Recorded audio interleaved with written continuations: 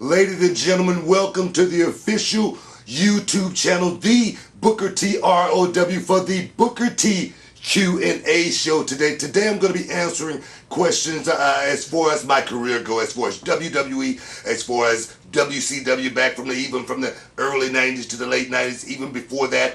The Global Wrestling Federation, as well as TNA. We're going to be answering all the questions as far as my illustrious career has gone. It's been great. So we're going to get kicked off with the first question, and I got my main man Paul sitting right next to me. He's going to kick me the question. What's the first question, Paul? Booker, if you could face anyone at next year's WrestleMania, who would it be?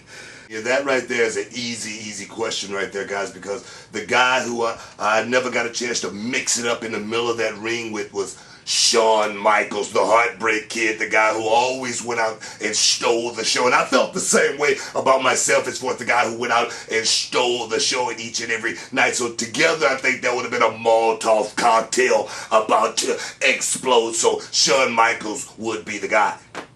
What was your best moment when being tag team partners with Golddust? I had so many great moments with Golddust, but the 7-Eleven incident, you know, where I had to go in for my pre-match ritual Slurpee.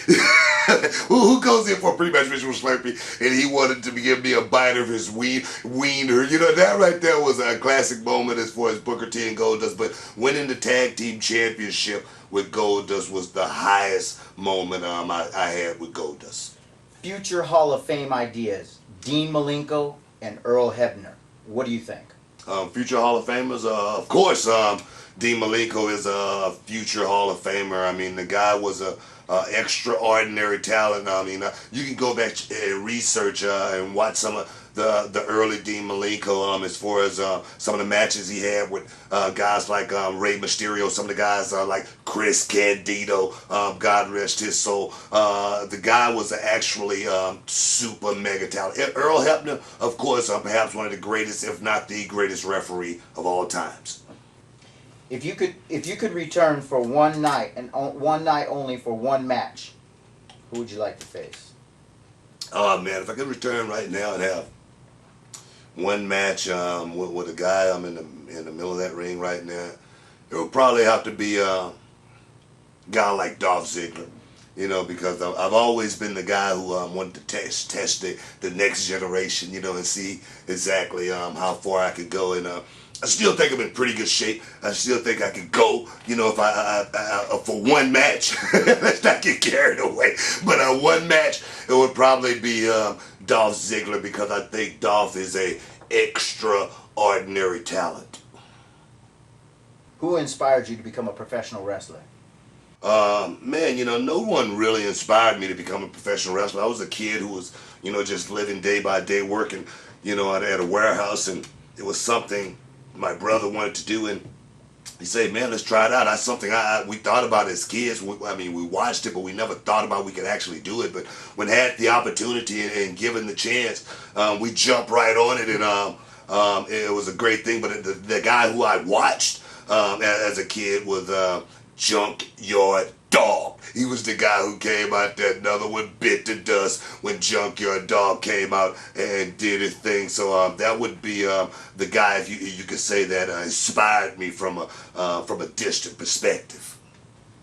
Who did you most enjoy working in the ring with, and who did you feel you had the best chemistry with? Oh man, you know, of course. The question is always asked, you know, but the best of 7 series, you know, with a man, you know, late great Chris Benoit, God rest his soul.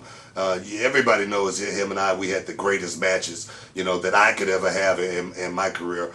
But it would be him, you know, in the best of 7. You know, check him out. Go back and look at him. You know, all the WCW, you know, classic matches on YouTube. It was some great ones. Match 7, you know, actually was my favorite one.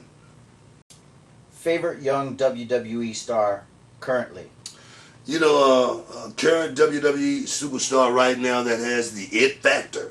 That would be, you know, it's a couple of guys. Let's not leave out anybody. Of course, we got Cody Rhodes, who's, you know, a guy who's leading the charge right now. Of course, we got Ziggler, and then we got Sheamus, who goes out there and carries the load as well on a weekly basis. Those are the guys I see, carrying this business into the future. But let's mention one guy that has really impressed me as of late, and he's not one of the young guys. He's a guy who's a veteran, a guy who I tangled many times, and that's Chris Jericho. I watched Chris and that boy Sheamus go out there and rock it, and see a general go out there and actually, bring that guy Sheamus to the next level. I always say go out there and get that guy a contract. That's what that boy Chris Jericho did. But those are the three young guys that's going to be carrying the ship into the future as far as WrestleManias go over the next 10 years. If you weren't a wrestler in your early days, what would you have wanted to be? If I wasn't a wrestler in my early days, I probably would have been a boxer. I always loved fighting. Muhammad Ali was my idol. He was the guy who inspired me to be something in life, even when I didn't think I could.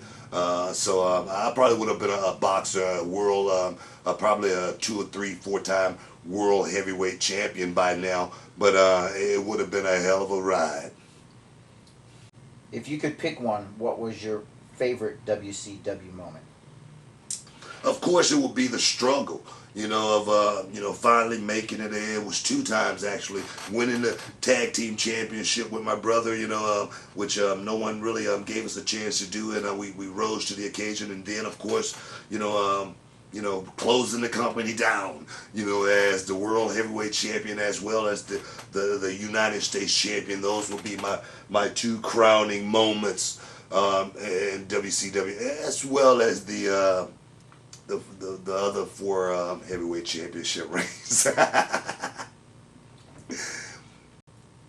If you were on a deserted island and could take one sandwich, what sandwich would you bring? And I can tell you exactly what it would be. It would be a Subway steak and cheese with avocado and cheese with a sprinkle of lettuce with 2 tomatoes sliced, cut laid long ways, and just wrap that son of a gun up and just let me go.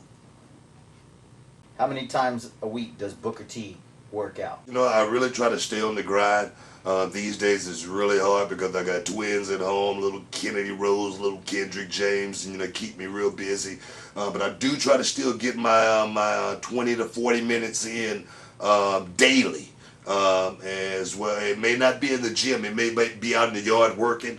It may be on the driving range hitting balls. But I'm just trying to always stay fit. Stay moving. I think that's the key to life, and the key to success is just don't get stagnated in life. What is your favorite current movie? Definitely, it would have to be The Avengers. That was totally off the hook. I'm a big Marvel comic buff. Goes way back to my childhood days. So it would have to be, The Avengers. Do you ever miss the WCW days and wish you could do a reunion show with Goldberg, DDP, Sting, and Chavo, etc.?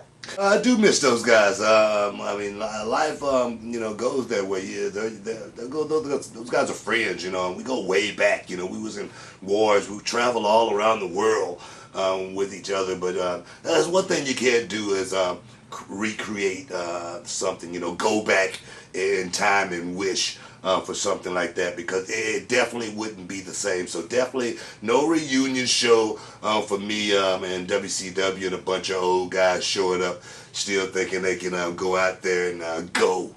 No. As a fan, who would you like to see The Undertaker face at WrestleMania next year? Oh man, as a fan, who would I rather see The Undertaker go against? Right now in the current state would be Brock Lesnar. I would want to see if Brock Lesnar at this point in this stage in his career, and in the stage The Undertaker's in right now, man, trying to make the streak last 20-0. I would love to see Brock Lesnar go in there and see if he can get it done, because I know The Undertaker, he wants to take the toughest customers out there, and right now he's an enigma, but Brock Lesnar would be the man. What was your first thought when you debuted in the WWE for the very first time? It was an exciting moment. You know, it was it was a big stage. Madison Square Garden, Stone Cold Steve Austin. Man, it was nerve wracking. Of course, you want to go out there and be your best every night. And the thing is, you're gonna have a lot of butterflies, rolling around in your stomach, and you got to know how to go out there and control them and be your best at that time. Don't let anything hold you back. And just to give you a little story about that, the security guy, Jimmy Tillis, he came over the barrier to stop me. Bam! I hit Jimmy Tillis, knocks him almost out. Tore a ligament in his knee, put him out. He had to have surgery. Bang! Actually dropped Stone Cold Steve Austin on the table. Bang! Breaking his hand that night. Seriously, it was crazy. Almost got fired first night, but it was unbelievable.